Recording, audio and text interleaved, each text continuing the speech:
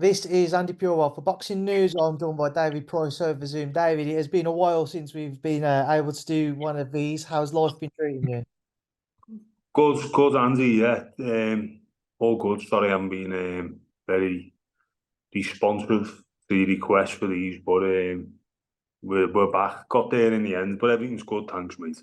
You Awesome. good? Yeah, I'm good, mate. And obviously, I understand you're a busy man now, life outside of boxing, but it Yeah, keeps on pulling you back in. And obviously, the brief chat we had earlier, you enjoyed a little bit of boxing recently. You went down to the O2 to watch Derek Chisora's final yeah, fight, he says, at the O2. What do yeah. you make of that as a starting point? Wow, what a fight! Super. All action. You just knew their styles were going to gel well, though. It was gonna be a great fight, regardless of their age or what people think of where they're at in their careers. And it just made for such great entertainment. Everyone just come out of there feeling great, full of energy, and they're the fights what makes boxing great, in my opinion. Two fighters who not the very best in the world, but you know world level, not elite level, but world level. But fighting each other in a ten rounder, London, both from London, just a great fight. Hopefully see more of that, more of the same of that. Derek's towards the end, but I'd like to see more of that with fighters who aren't towards the end of careers, because there's always a way back. There's always a way back. So yeah, especially if you come out of a fight like that, even if you've lost, you come out a winner, like Joyce. So yeah, really good. I mean, you've just said it there. Obviously, there's still a path for somebody who could come out of a fight like that. And in Joe Joyce's case, he's insisted he wants to box on, not even though he's had successive defeats to Zhilei Zhang, didn't perform that well against Cash Ali, and obviously he had this defeat now to Derek Chisora. Where do you see both men going now? Start off with Joe. Yo, if he enjoys competing and still can put his body through the training side of the sport, and that side of things is really tough. If he can mentally endure what a training camp does to you and physically endure it, then if he loves competing, then carry on competing. As long as you're getting paid well enough, I'd say. He's had a couple of defeats, but it all depends on the person and what boxing does for them, as far as their emotions concerned, how the mental state's concerned. If they need boxing to be happy, and they're still in a position to compete at a decent level, they haven't been hurt really badly, and Joe's got a great chin, by the way, you know. But on the flip side of things, a great chin can be a weakness if you're getting it too much. So, no, there's questions to ask for himself, obviously, but if he does decide to carry on fighting, then there's a lot of decent domestic fights there for him. You've got your Fraser Clark, Fabio Wardley, and then just beneath them, the little one, the other younger heavyweights coming through who are just operating just underneath that level. He could become a bit of a gatekeeper in the UK division, I suppose, but he probably see himself as better than that. And the truth is, we come close to beating Derek. It's not like he got battered. Apart from the knockdown, it was really close. Um, which shows, he is capable, more than capable. Derek, um, again, who we to tell him to stop when he's pulling performances out the bag like that. And I've said it before about Derek Chisora. He's got a better defence than people realise. Doesn't take a lot of clean punches. Look at the shots he was landing on Joe Joyce. Very rarely see Derek take big clean shots like that. A lot of them are, scuffs around the top of the head, because he's always changing his levels as the punches are coming. So a lot of them don't really land clean. And I've always said that about him. And the people who knock him out are people who are more on his level as far as his height's concerned, because if you're taller than Derek Chisora, which most heavyweights are, landing a good shot on the chin, unless it's a peach of an uppercut, like Joe Parker did, you're going to struggle. So you've got Joe Parker, David A, and Dillian White. They've either knocked him out or had him on the floor. All similar height. If he fights someone taller, just think the physics of it work in Derek's favour to not take them big shots. So I think for him to go fight Big Bang Zhang, I think that's a great fight that the public would buy into, and a lot of people would want to see it. It'd sell Manchester out. Talking about Dillian again as well. Derek will take the fight that is going to make the most money. The Dillian White fight, although it's entertaining every time, I don't know whether people might think, what, we've been here, we don't really want to go over old ground again. But the first two fights were superb, so they're probably worthy of a trilogy. But I like the Big Bang fight. I like that fight. He's coming off a massive win, and if he can win that, he could put himself in contention for another world title shot, and which would be like a bit of a fairy tale thing, considering he was ready to walk. So great. On the undercard of Chisora Joyce, we saw a young Moses Itauma, who for many is seen as the next star of the heavyweight division, certainly from the UK. He stopped Marius Vac in the second round, and it was just a sensational performance from him. Have you seen or followed much of Moses, David? Have you been impressed of what you've seen so far? I've been following him since he was an amateur, to be honest. I don't know how I come across him, but I've seen that he'd won the European Juniors or something like that, and he'd stopped all of his opponents. Now, I boxed in the European Juniors when I was a kid, and all tough it is to even win a medal in the European Juniors. And obviously, things have changed since then, and the Great Britain boxing setup has become a lot more successful, and doing things differently, and it's become a little bit normalised to see European junior champions, world junior champions, things like that. But in my day, sound like an old man, it was unheard of. So when I seen that, started following, watching him, and I followed his pro career closely, and he looked so good, mate, so effortless. Everything's just so smooth, so natural. Nothing looks forced, and the booty's got the southpaw stance, which is always a problem for most heavyweights, because there's hardly any southpaws out there at heavyweight. So you're always going to struggle with sparring and everything else. But yeah, really good, mate. And big Marius is like 45. I spoke to him after the fought him in the amateurs, and I seen him, and I was like, when are you going to stop? And he was like, don't know. They're just going to keep going, these fellas, and I feel for them really, because sure, if he could, he would. But besides the point of that, he's been in with fighters who we have Vladimir Klitschko. Remember Vladimir Klitschko fighting him, and Klitschko with him was hard as shots because he was there to be hit, and he couldn't put a dent in him. Obviously, he's a bit older now, but the accuracy that this Moses Itauma's got, the way he put his punches together, he's really, really exciting. Like, yeah, I like him a lot.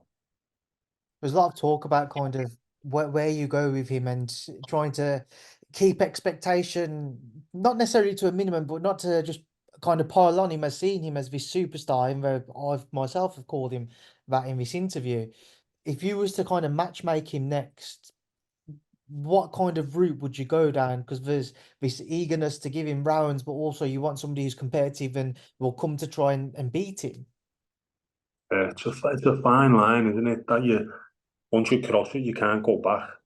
Once we get once you step up to a certain level, you can't be seen to dropping back down again. Otherwise, there's something wrong. So it's a fine line. But to be fair, mate, he's got the best people managing him for that.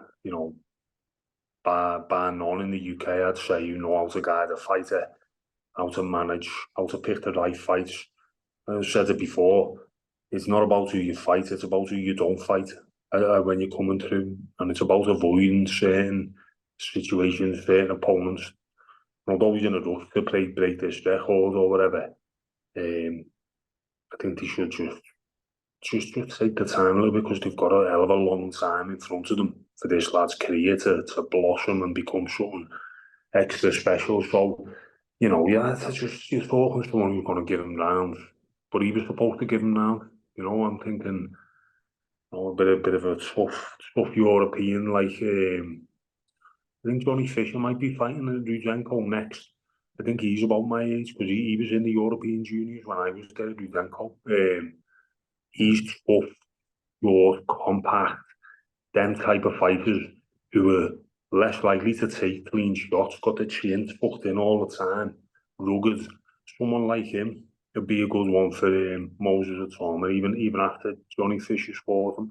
And the domestic fights with your Fabio Wardley, people like that, I think they're going to be too big for just now as a British style fight. I think that you save that till it's bigger. You save that till it's bigger. What's good for all of them, is this little group coming through. It's going to be so competitive, and they're all going to be able to fight each other and make some good money. And once the fighting's done, carry on their own path. It won't be over any of them, as long as they entertain the fans. And then they're always gonna get decent sized fights. So yeah, off the top of my head, I can't think of an opponent about that Ruzenko come in then, and then there's probably others who maybe like have given Daniel Dubois some rounds, fighters who you compare against the other heavyweights. But yeah, they're excited about him, like. Just as you've mentioned both Fabio and Fraser during this interview, David, there's obviously a lot of talk of him having a rematch at some point later this year.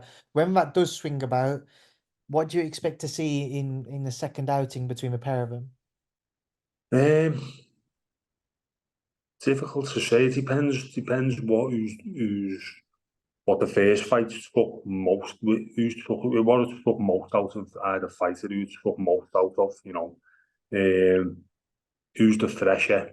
Who's the? I'm gonna say the hungrier. They're obviously both really hungry. Yeah, it's difficult to say, because it was a draw. It's so closely matched, so nip and tuck. But yeah, like I say, it's who's took most out of whatever fighter. Who's had it took out of the most by the previous one. But don't think I don't think they can do it again like they did in that fight. I think if they've got any wits about them, they'll try and make it more of a boxing match, and not make it a fight that's going to take potentially years off your career again. But once you're in there and the adrenaline's pumping and you get it on the chin, everything goes out of the window, doesn't it? So I think I think it'll be exciting again, but it's got some living up to do to the first one. There was talk of that having potentially landed on the upcoming AJ Dubois bill. Obviously, that's not the case, but on the theme of Anthony Joshua, Daniel Dubois, some impressive victories back to back for both men now. How dangerous of a proposition is this for both Joshua and Dubois, and how do you anticipate seeing it unfold? Yeah, Dubois has been brilliant. Ever since the Joe Joyce fight. He's great against Usyk. Just going from strength to strength, and I always rated John Charles as a good training of heavyweight. But when I seen him gone with him, I thought, yeah, decent move, and it's proven to be. It is proven to be, and yeah, he's so entertaining. Fights for fun for what. A lot of power. Take shots as well, which he's not safety first. He'll take one to land one. So yeah, he's got a good chance. I'm saying it's 60-40 in Joshua's favour, though, because more so the experience and the style, the way the styles are going to gel. I think Joshua won't find it hard to land his big right hand on Dubois. And while he hasn't been actually knocked out before, Dubois, he's been wobbled, he's been heavyweight, it is going to happen. But I think Joshua's got the equaliser, which might take its toll. I think he's going to find the right hand easy enough to land earlier on, and he'll survive some scares himself. But I think Joshua might get him out of there later on, maybe round 9, 10. I've seen a few people suggest they expect to see catch fire pretty quickly, and if you're Daniel, it's kind of a route to success for him. Would you expect to see that? Would you expect to see a fast start in this fight? Yeah, I think so. Yeah, I think he's going to start fast, but this the thing. Joshua's going to land early, and that's what's going to make it a fast start, because once he's landed on Dubois is going to come looking for him to try and even the score and to try and hit him, and he's fighting on instinct then, and I think he'll drag him into a bit of a war, because the styles are going to gel really well, and I think Joshua can keep his head and keep his cool, but he will take his licks, and I won't be surprised to see him all come off the canvas to win. On that undercard, you see somebody you know well return, Liam Smith against Josh Kelly in an intriguing matchup at 160. How do you expect to see this fight unfold? I think I've been thinking about this fight as again, a clash of styles, but I think it's the type of fight which is going to suit Liam Smith. He likes to start slow and break fighters down as the fight go on, and Josh Kelly, as talented as he is and as skillful as he is, I think the grit and the determination and the consistency of Liam Smith, just with that educated pressure, because we're a lot better at boxing brain than he might be given credit for. I mean, we all know, you know him, how great boxing brain he's got, and how he can cut the ring down. He's been in with better fighters than Josh Kelly. Obviously, I'm not sure how old Josh is now. I think he's over 30, is he? I think Liam's obviously 36 now, so coming probably towards the end of his career, but I still feel like he's got miles in the tank. So yeah, good, interesting fight, and big things for the winner at a weight, but I think Liam's going to systematically break him down.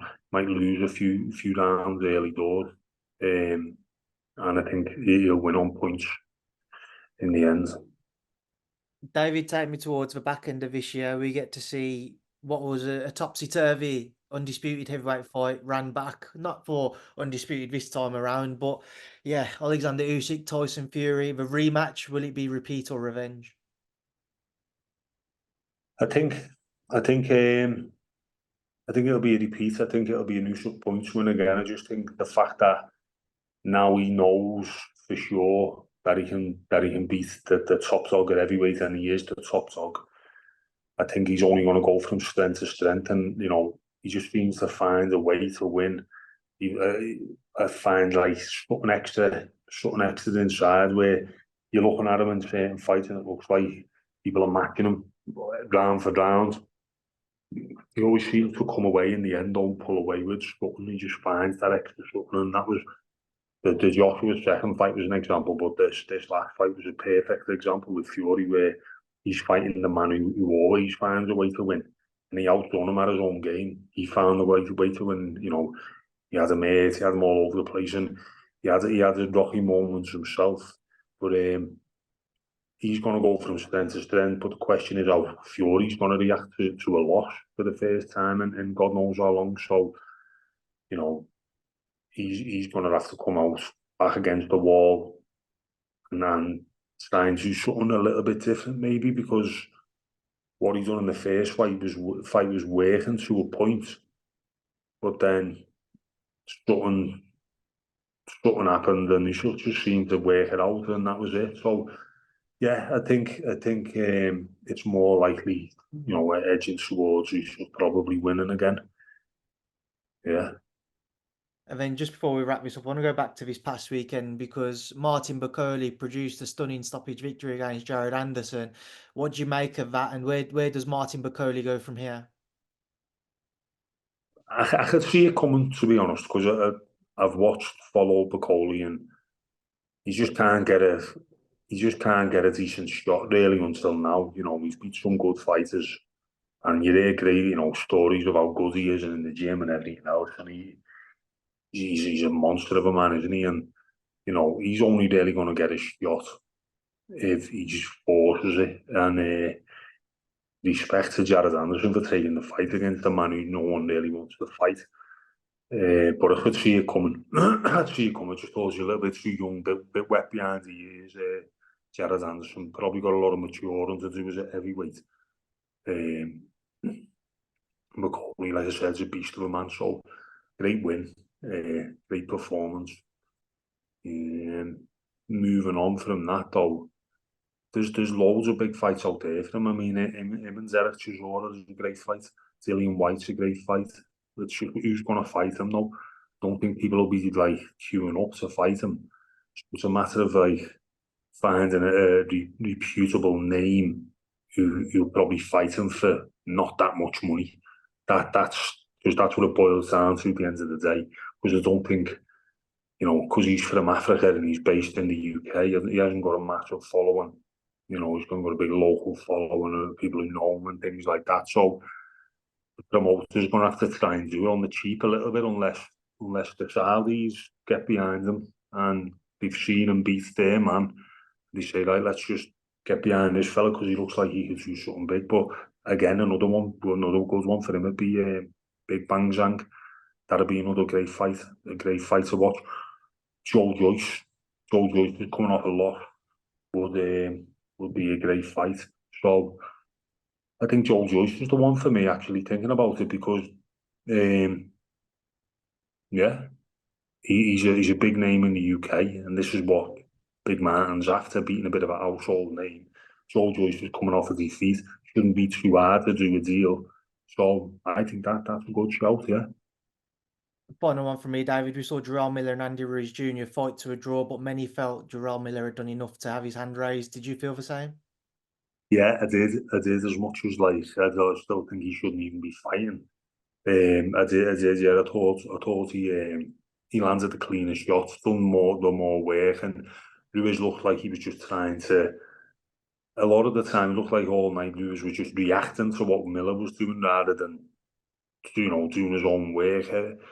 He was just reacting because he was forcing the pace that much as he does. So, yeah, it was a draw, wasn't it, in the end? Yeah. So, I'd like to see Big Martin fight Big Baby as well, mate. That'll be a good one. There's loads of good fights out there for the heavyweight division. It's just about bringing them together and making them happen, isn't it? But hopefully we'll see them all happen.